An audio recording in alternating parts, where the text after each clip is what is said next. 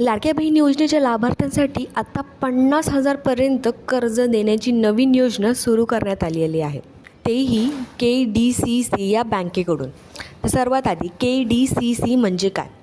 तर KDCCचा full form आहे Kolhapur district central cooperative bank. ही कोल्हापूर जिल्ह्यातील सहकारी बँक आहे. आता मुख्य अपडेट काय बघा, पूर्वी या बँकेकडून फक्त 30,000पर्यंत कर्ज दिलं जात होतं, पण आता ही मर्यादा वाढून थेट 50,000 करण्यात आलेली आहे.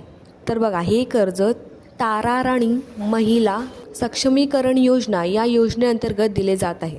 तर कोणाला मिळणार आहे ही कर्ज? तर बघा, ज्या महिलांना लाडकी बहीण योजनेचा लाभ मिळतो आणि ज्यांचा बँक खाते KDCC बँकेत आहे त्यांनाच हे कर्ज मिळणार आहे. यावर व्याजदर किती आहे ते बघा. या कर्जावर साधारण 10% व्याजदर आकारला जातो. आणि याचा EMI कसा बघायचा? तर बघा, सर्वात महत्त्वाची गोष्ट, तुम्हाला जो 1,500 रुपयांचा हफ्ता मिळतो त्यापैकी 1,268 रुपये दर महिन्याला कट केले जाणार आहेत. म्हणजेच तुम्हाला वेगळा EMI भरायची गरज नाही.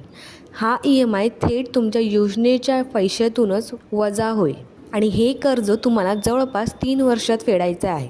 आतापर्यंत किती लोकांना फायदा? जवळपास 16,700 महिलांना कर्ज दिलं गेलेलं आहे आणि 50 कोटी रुपयांपर्यंत कर्ज वितरण झाले आहे.